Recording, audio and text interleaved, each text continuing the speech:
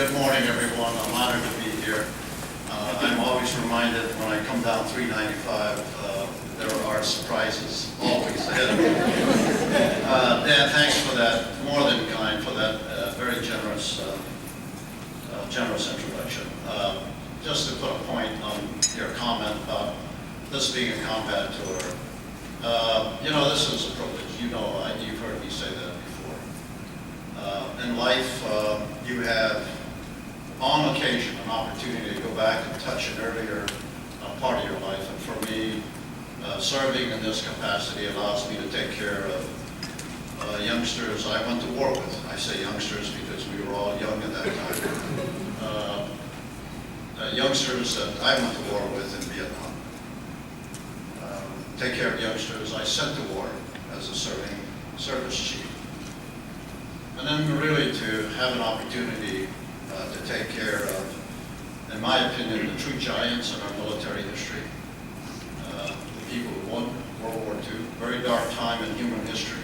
They turned the course of human events with their actions.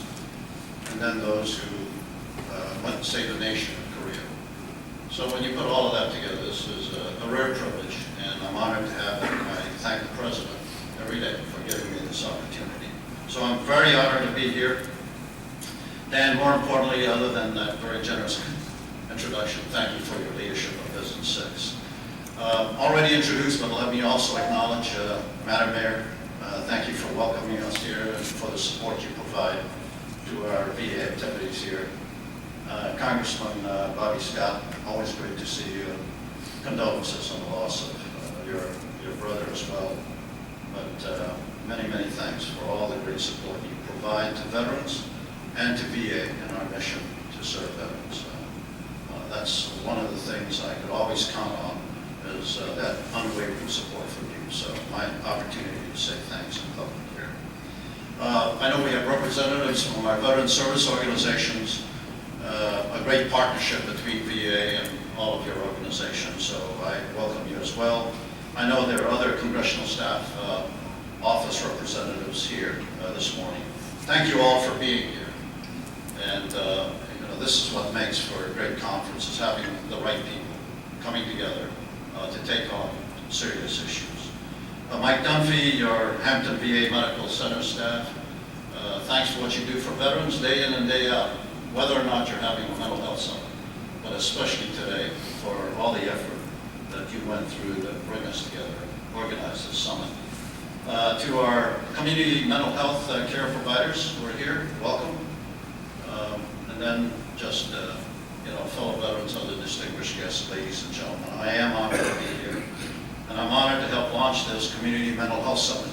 We're doing 151 of these local VA mental health summits all across the country. Every VA medical center, 151 medical centers, are hosting a mental health summit just like this one. And as Mike indicated, we want to broaden the dialogue between clinicians and stakeholders. That's one of the goals here. We also want to attempt to demystify the issues surrounding mental health treatment. Lots of folks who would access us find it hard to come in because of this issue of the stigma associated with mental health. And we have to figure out a way to lower those barriers. And then, overcome the stigma. Again, seeking needed help when we have capability available. Our goal for this summit is to learn from you and to share what information we've gained over 150 years of caring for combat veterans. Our database is long and large. The information in it has changed over many years, but there is a consistency that runs through it. That is the veteran and the injuries they sustain, both physical and mental. And what do we do about it? We have greater capabilities today, so what more should we be doing? We hope this collaboration will make us all better at meeting the mental health treatment needs of each generation of veterans and their families, and at informing us about future programs and protocols we might consider. Military service and combat demand courage. I think all of us acknowledge that. And that's an attribute that's never been lacking in our military formations. But bearing the load that comes with the aftermath of war also takes courage.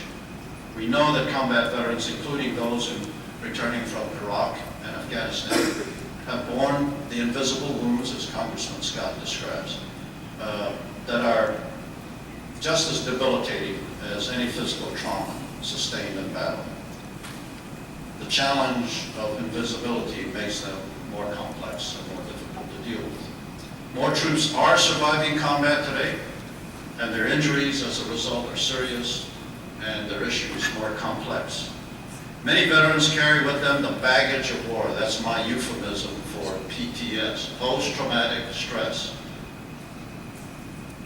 Could include anxiety, increased irritability, a sense of numbness, flashbacks, feeling depressed.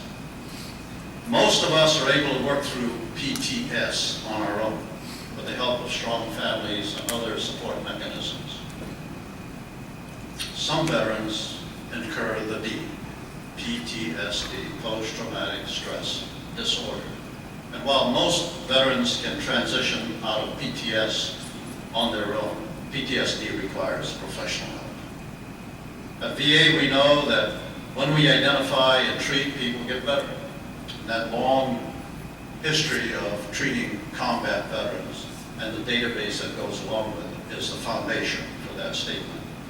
PTS, PTSD, TBI, traumatic brain injury, and even depression, all are treatable if we can engage veterans who are dealing with these issues. And the stigma here raises itself as a significant challenge. They are not damaged goods. I don't care what you read in the newspaper. They are not damaged goods. And PTSD doesn't equal violence. All the clinicians tell me that. They're not damaged goods. They're fully capable of living productive lives.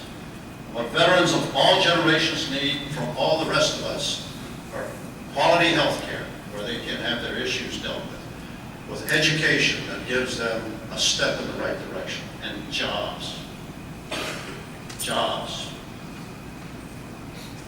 Rather than being ostracized, shunned, or ignored. Early intervention is key.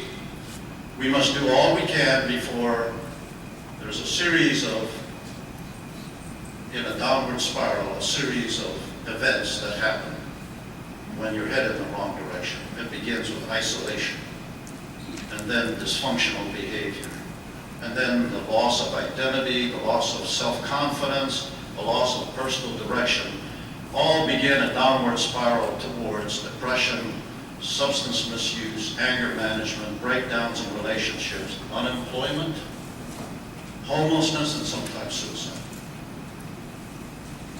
At VA, we want to provide effective, holistic treatment for veterans with the latest evidence-based protocols and support to help with reintegration into their communities.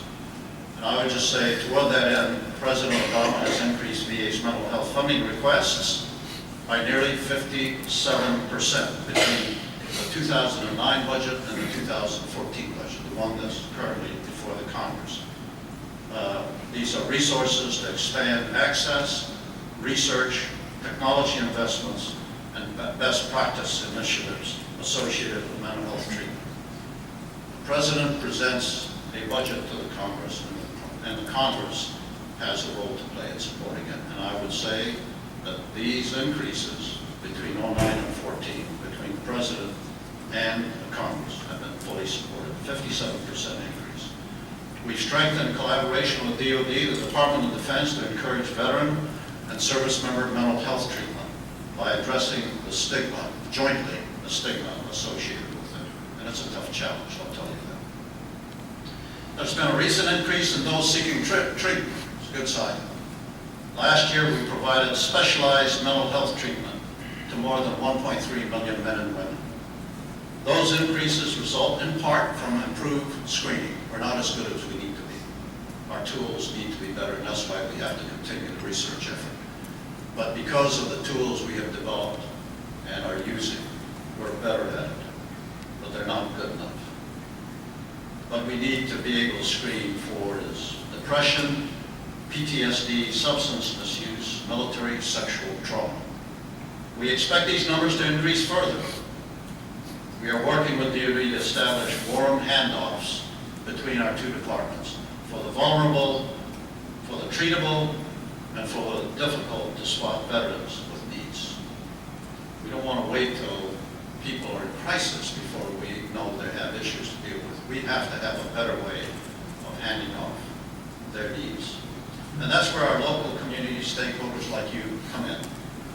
We want to engender a wider network of support, one that reaches beyond our walls and grows a coordinated, interconnected mental health model leveraging all available resources. We have already created a workable collaboration model with community partners focused on ending veterans' homelessness in 2015. There is a nexus between mental health and homelessness. We need to find it. We believe that similar collaboration will also help us address the growing mental health needs of veterans and our need to provide them access to care and support when and where they need it. Just as the unknowns and the complexity of homelessness encourage collaboration between VA and our local partners, the mental health needs of veterans and families would benefit from our working together to find solutions.